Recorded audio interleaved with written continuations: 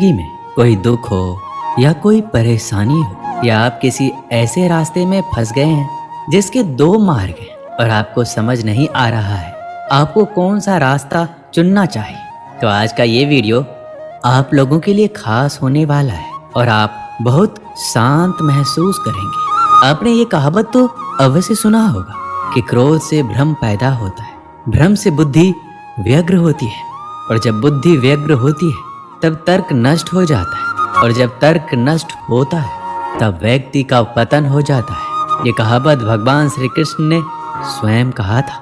श्री कृष्ण कहते हैं, क्रोध एक ऐसा जहर है जो व्यक्ति को मारता तो नहीं लेकिन उसको अपने जैसा विषैला बना देता है। अब आप सोचेंगे, भला क्रोध किसी व्यक्ति को विषैला कैसे बना सकता है? वह इसलिए क्योंकि अक्सर जब इंसान गुस्से में होता है तो अपना आपा खो बैठता है, सामने वाले को ऐसे शब्द बोल जाता है जो किसी जहर से कम नहीं लगते। आप में से ऐसे बहुत से लोग होंगे जिसे क्रोध की वजह से बहुत सी परेशानियों का सामना करना पड़ा होगा, क्योंकि क्रोध के आवेश में आकर अक्सर इंसान अपने पराये का लिहाजा भूल जाता है, जिसके चलते वो अपने सबसे करीबी रिश्ते गवा बैठता है। अब सवाल यह है कि क्रोध की इस अग्नि को ठंडा कैसे किया जाए। हम आपको एक कहानी के माध्यम से समझाते हैं। प्राचीन समय की बात है, एक छोटे से गांव में एक बुद्धिमान गुरु रहते थे। उनके कई शिष्य थे जो उनसे ज्ञान और जीवन के महत्वपूर्ण सबक सीखने आते थे। एक दिन एक शिष्य बहुत गुस्से में गुरु के पास आया और बोला, गुरुजी, मैं आपसे बहुत गुस्से में हूँ। मेरे मित्र ने मुझसे बहुत बुरी बातें कही और मैं अब उसके साथ संबंध तोड़ने जा रहा हूँ। गुरुजी ने शांति पूर्वक मुस्कुराते हुए कहा, शांत हो जाओ और मेरे साथ आओ। वो शिष्य को एक शांत नदी के किनारे ले गए। नदी के पास पहुंचते ही गुरु ने कहा, इस पानी को देखो, ये बिल्कुल शांत है, लेकिन अगर तुम इस पर पत्थर फेंकोगे तो लहरें उठेगी। जैसे ही पत्थर की गति थम जाएगी पानी फिर से शांत हो जाएगा। शिष्य ने नदी में पत्थर फेंका और देखा कि पानी में लहरें उठी और फिर धीरे धीरे शांत हो गई। गुरु ने कहा, तुम्हारे गुस्से का भी यही हाल है। जब कोई तुमसे बुरा कहता है या तुम्हारे साथ गलत करता है तो वह एक पत्थर की तरह होता है जो तुम्हारे मन के शांत पानी को बाधित करता है। अगर तुम उसे और बढ़ावा देते हो तो लहरें तेज होगी, लेकिन यदि तुम शांत हो जाओगे तो लहरें स्वतः ही थम जाएगी और तुम्हारा मन फिर से शांत हो जाएगा। शिष्य ने गुरु की बातों को ध्यान से सुना और समझा कि गुस्से में आकर सही निर्णय नहीं लिया जा सकता। उन्होंने महसूस किया कि जब भी गुस्सा आता है उस समय शांत रहकर सोचना चाहिए ताकि मन स्थिर हो सके और सही निर्णय लिया जा सके। गुरु ने अंत में कहा, हर बार जब गुस्सा आए तो कुछ समय मौन रहो। जैसे नदी में पत्थर फेंकने के बाद पानी शांत हो जाता है, वैसे ही तुम्हारा मन भी शांत हो जाएगा और तुम अपने क्रोध पर विजय पा सकोगे। इस कहानी से शिष्य ने एक मूल्यवान सबक सीखा कि गुस्से में जल्दबाजी में निर्णय नहीं लेना चाहिए, बल्कि शांत रहकर समझदारी से काम लेना चाहिए। इसलिए दोस्तों, जब भी आपको गुस्सा आए तो कुछ समय के लिए मौन रहिए। इससे आपका क्रोध शांत हो जाएगा और आप बेहतर तरीके से स्थिति को संभाल सकेंगे। श्री कृष्ण कहते हैं, भय सबको होता है, चाहे वो पशु हो, पक्षी हो या मनुष्य। वास्तविकता में मनुष्य भय को अपने साथ लेकर ही जन्म लेता है। और इस भय से भय कैसा? यदि भय बुरा भाव होता तो क्या इसे हम अपने साथ लेकर जन्म लेते?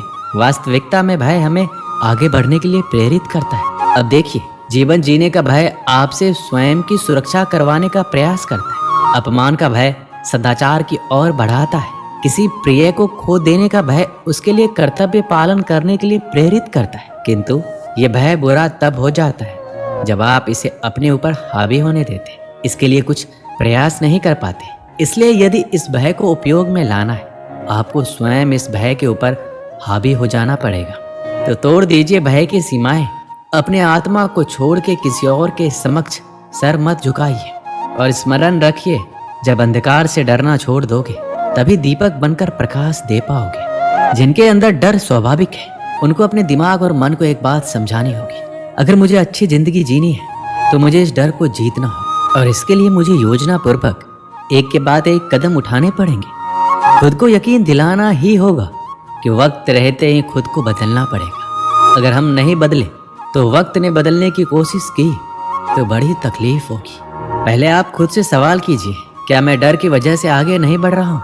क्या डर की वजह से मुझे सफलता नहीं मिल रही है? अगर आपका उत्तर हाँ है तो चलो डर के अंदर जाते हैं हमें ध्यान से समझना पड़ेगा, हमें डर क्यों लगता है? क्योंकि हमारे अंदर आत्मविश्वास की कमी है। फिर सवाल आता है, हमारे अंदर आत्मविश्वास क्यों कम है? क्यों जिस क्षेत्र में हम सफलता हासिल करना चाहते हैं उस क्षेत्र के बारे में हमारा ज्ञान अधूरा है? इसके लिए जिस क्षेत्र में सफलता हासिल करनी है उस क्षेत्र के प्रति जितना हो सके उतना अभ्यास करना है और ज्ञान हासिल करना है, जिससे हमारे भीतर आत्मविश्वास आए और जिससे कुछ हद तक हमारा डर कम हो जाएगा। श्री कृष्ण कहते हैं, हालात को देखने का नजरिया तय करता है कि हमारा भविष्य कैसा होगा। जो लोग नकारात्मक सोचते हैं उनके जीवन में कई तरह की परेशानियां बढ़ने लगती हैं। जिस तरह हम लोगों की सोच एक जैसी नहीं हो सकती, उसी तरह चीजों को देखने और उन्हें समझने का हमारा नजरिया भी एक जैसा नहीं हो सकता। कोई इंसान ऐसा होता है जो हमेशा अच्छी चीजें सोचता है, तो कोई ऐसा होता है जिसके दिमाग में हमेशा बुरे विचार ही आते हैं। उसी तरह कोई व्यक्ति ऐसा होता है जिसमें कुछ ना कुछ अच्छाई जरूर होता है, लेकिन कोई ऐसा भी होता है जो हर चीज में कमियां ही निकालता है। दोनों ही सिचुएशन में दो अलग अलग तरह की सोच रखने वाले व्यक्तियों को लगता है कि वो सही है। सही सोचने वाले को लगता है कि वो सही सोच रहा है और गलत सोचने वाले को लगता है कि वो भी सही सोच रहा है। लेकिन कहीं ना कहीं दोनों में से कोई एक व्यक्ति ही सही है। अब मैं आपको एक छोटी सी कहानी के माध्यम से समझाता हूँ कि हमारा लोगों और जिंदगी के प्रति नजरिया कैसा होना चाहिए। एक छोटा सा गांव था जहाँ एक युवक रहता था। उसकी परिस्थितियां बहुत कठिन थी।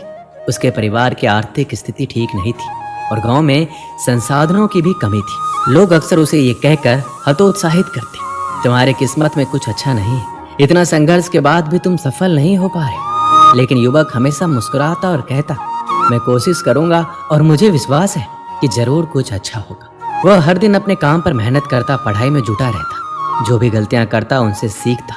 उसने कभी नकारात्मक सोच को अपने ऊपर हावी नहीं होने दिया। लोग उसकी परिस्थितियों को देखकर ताने देते थे, लेकिन उसने उन बातों को नजरअंदाज किया और अपनी सोच को सकारात्मक रखा। वो जानता था कि समस्याएं हर किसी के जीवन का हिस्सा होती है, लेकिन सकारात्मक सोच के साथ आगे बढ़ने पर ही समाधान मिलते हैं। धीरे धीरे उसकी मेहनत रंग लाने लगी। उसे एक नौकरी का मौका मिला और उसने अपने परिवार की स्थिति को सुधारने में महत्वपूर्ण भूमिका निभाई। लोग अब उसकी तारीफ करने लगे जो कभी उसकी आलोचना करते थे। इसलिए अगर हम हर परिस्थिति में सकारात्मक सोचें और दूसरों की गलतियों से सीख लें तो हम सफलता की ओर अग्रसर हो सकते हैं। जीवन में मुश्किलें आती हैं, लेकिन उन्हें सकारात्मक नजरिए से देखना और धैर्य के साथ आगे बढ़ना ही असली जीत है। श्री कृष्ण कहते हैं कि मन चंचल है किंतु ये हमारे अधीन है और हमारी अनोखी शक्ति है जिसके सही उपयोग से हम किसी भी बाधा को पार कर सकते हैं। आपका दिमाग आपके जीवन में अच्छाई के निर्माण के लिए सबसे महत्वपूर्ण है, लेकिन अगर इसका सही उपयोग नहीं किया जाए तो यह आपके जीवन का